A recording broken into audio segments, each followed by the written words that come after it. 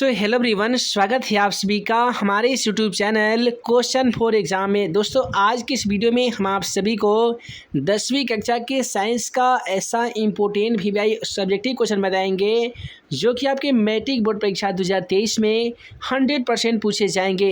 तो चलिए फ्रेंड्स, बिना समय गवाए पहला क्वेश्चन का आंसर देख लेते हैं। दोस्तों आज का पहला सवाल क्वेश्चन नंबर 26 कहता है कि अम्ल और क्षार में अंतर स्पष्ट करें। काफ़ी ही सिंपल तरीके से आंसर लिखिएगा कि अम्ल और क्षार में प्रमुख अंतर निम्नलिखित है। उसके बाद में रोमन नंबर 1 में लिखना होगा कि अम्ल स्वाद में खट्टा होता है जबकि क्षार स्वाद में तीखा होता है।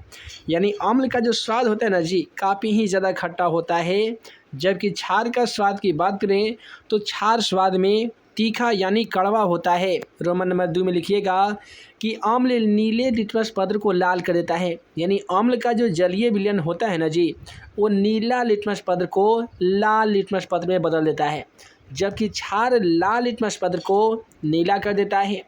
रोमन नंबर 3 में लिखिएगा कि अम्ल जल में घुलकर हाइड्रोजन आयन देता है।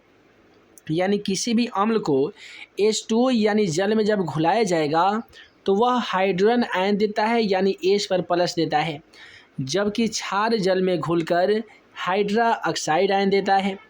रोमन नंबर 4 में लिखिएगा कि अम्ल क्षार को उदासीन कर देता है। यानी जो अम्ल होता है ना, क्षार को उदासीन कर देता है, जबकि क्षार अम्ल को उदासीन कर देता है। रोमन नंबर 5 में लिखिएगा कि अम्ल मेथिल ऑरेंज को लाल कर देता है, जबकि क्षार मेथिल ऑरेंज को पीला कर देता है। उसके बाद में अगला सवाल हमारा कहता है कि पीएच स्केल क्या है। दोस्तों पीएच स्केल क्या है मैट्रिक एग्जाम पेपर के लिए, ये क्वेश्चन काफ़ी ही ज़्यादा इंपॉर्टेंट है।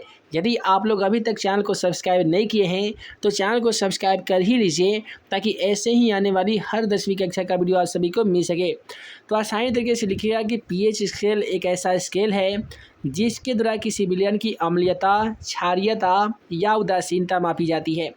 यानी पीएच स्केल के माध्यम से किसी भी विलयन की अम्लीयता, क्षारीयता और उदासीनता मापी जाती है। उसके बाद में लिखिएगा कि पीएच स्केल का आविष्कार HP सोरेंस महोदय ने किया था, जिस पर 1 से 14 तक अंक अंकित रहते हैं। जब किसी विलयन का पीएच मान 7 से अधिक होता है, 7 से कम होता है तो वह विलयन अम्लीय कहलाता है। 7 से अधिक होने पर क्षारीय और 7 होने पर उदासीन कहलाता है। किसी विलयन का पीएच मान बराबर -log इंटू हाइड्रोजन आयन होता है। अब आसानी तरीके से समझिए, पीएच स्केल एक ऐसा स्केल है जिसके माध्यम से हम किसी विलयन की अम्लीयता, क्षारीयता और उदासीनता को मापते हैं। एक HP सोरेंस महोदय नामक एक वैज्ञानिकों के द्वारा पीएच स्केल का आविष्कार किया गया था, जिस पर 1 से लेकर 14 तक अंक अंकित रहते हैं। यदि किसी विलयन का पीएच मान 1 से 7 के बीच में होता है तो वह विलयन अम्लीय कहलाता है। 7 से 14 के बीच में होता है तो वह विलयन क्षारीय कहलाता है, और किसी विलयन का पीएच मान केवल 7 होता है तो वह विलयन उदासीन विलयन कहलाता है। अब अगला सवाल हमारा कहता है कि ज्वाला क्या है। आसान शब्दों में लिखिएगा कि ज्वाला वह क्षेत्र है जिसमें कोई गैसीय पदार्थ जलता है, उसे ज्वाला कहते हैं। कोई ठोस द्रव ईंधन भी ज्वाला के साथ आसानी तरीके से जल सकता है। अब अगला सवाल कहता है श्वसन एक मंद दहन है कैसे।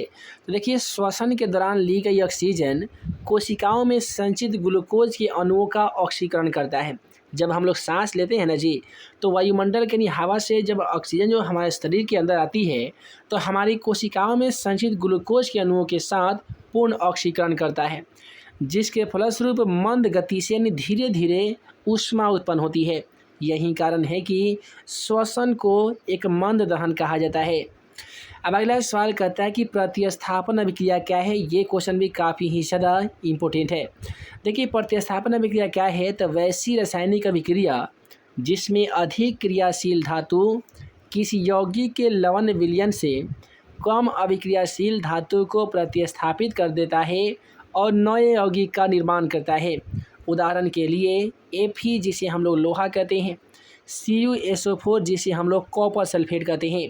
तो जब फेरस यानी लोहा और कॉपर सल्फेट को जब एक साथ अभिक्रिया कराते हैं तो Fe क्या करता है, यानी Fe तो कॉपर से ज़्यादा अभिक्रियाशील धातु है। अब इससे क्या होता है कि Fe को कॉपर को विस्थापित करके उसका स्थान ग्रहण कर लेता है, तो यहाँ पे बनता है FeSO4 और Cu यानी कॉपर। तो यहाँ पे क्वेश्चन का सही जवाब इस प्रकार से आप आसानी तरीके से लिख सकते हैं।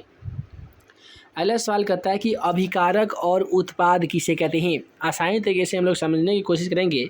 देखिए, अभिक्रिया में भाग लेने वाले पदार्थ को हम लोग अभिकारक कहते हैं।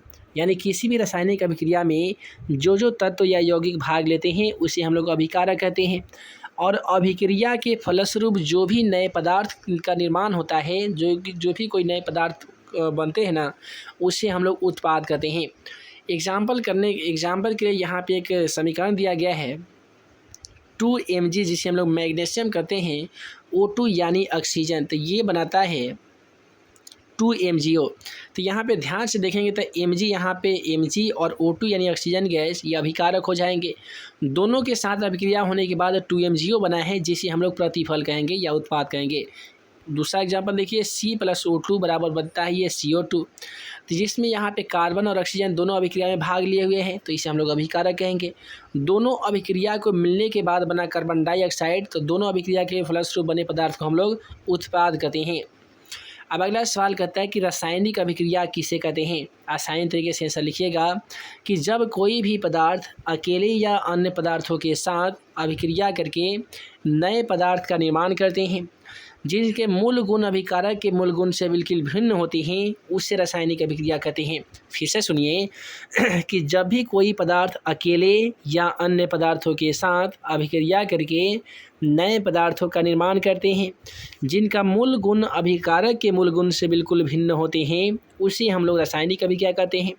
जैसे CaCO3 कैल्शियम कार्बोनेट, जब इसे तोड़ा जाता है तो CuO यानी कॉपर ऑक्साइड और CO2 यानी कार्बन डाइऑक्साइड बनता है। दूसरा अभिक्रिया देख लीजिए, H2+Cl2 यानी हाइड्रोजन गैस को क्लोरीन गैस के साथ अभिक्रिया कराते हैं, तो ये बनता है 2HCl यानी हाइड्रोक्लोरिक अम्ल बनता है।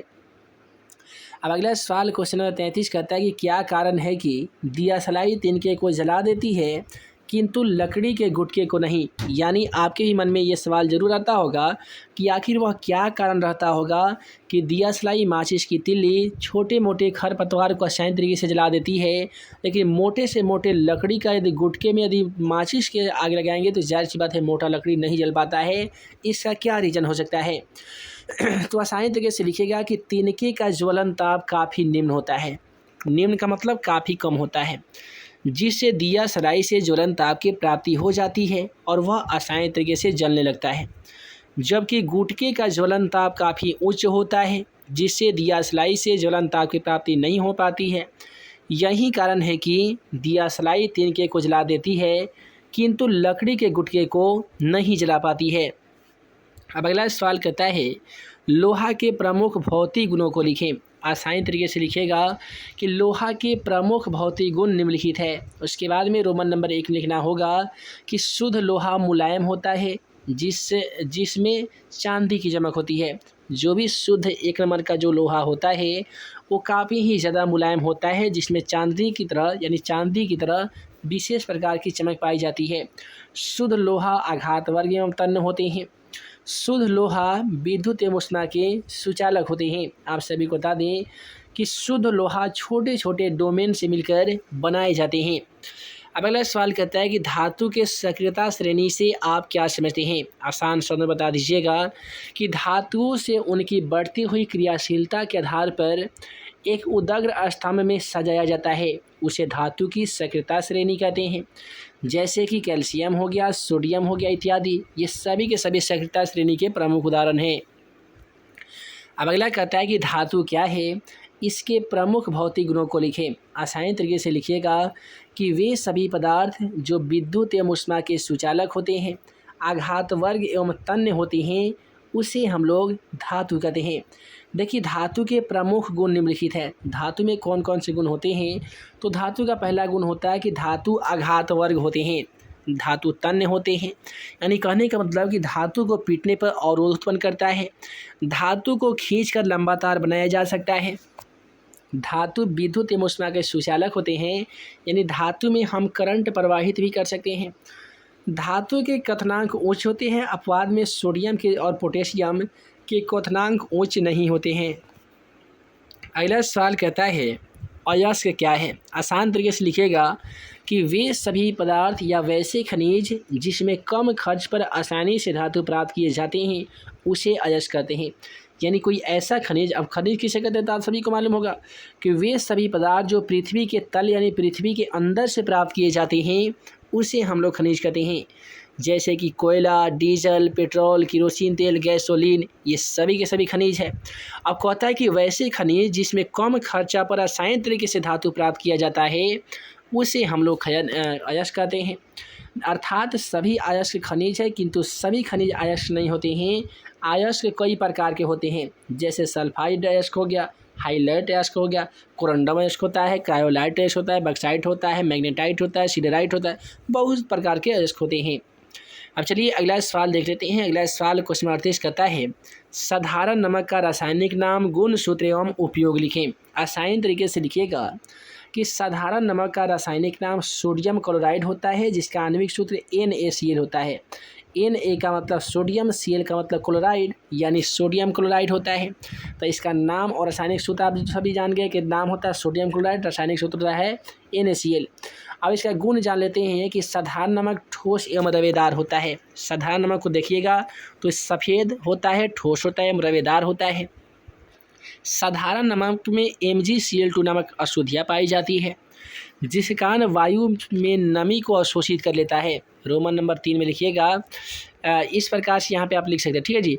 अब देखिए यहाँ पे इसमें अगर क्वेश्चन आता है कि साधारण नमक का रासायनिक सूत्र क्या होगा तो NaCl हो जाएगा। उसका नाम क्या होता है तो सोडियम क्लोराइड होता है। इसमें कौन से गुण पाया जाता है तो यह सफ़ेद, ठोस एवं रवेदार होता है। तो दोस्तों वीडियो लंबी ना हो, जिस कारण मैं इस वीडियो को यहीं पे एंड करता हूं। आशा करते हैं कि आज का वीडियो आप सभी को पसंद आया हो। दोस्तों वीडियो पसंद आया हो तो वीडियो को लाइक करें, अपने दोस्तों में शेयर करें। नए होंगे चैनल पे तो चैनल को जरूर सब्सक्राइब कीजिएगा। हम जल्द मिलेंगे ऐसे ही 10वीं कक्षा का सभी सब्जेक्ट का VVI ऑब्जेक्टिव तथा सब्जेक्टिव क्वेश्चन के वीडियो लेक्चर के साथ। तब तक के लिए आप सभी को वीडियो देखने के लिए बहुत बहुत धन्यवाद।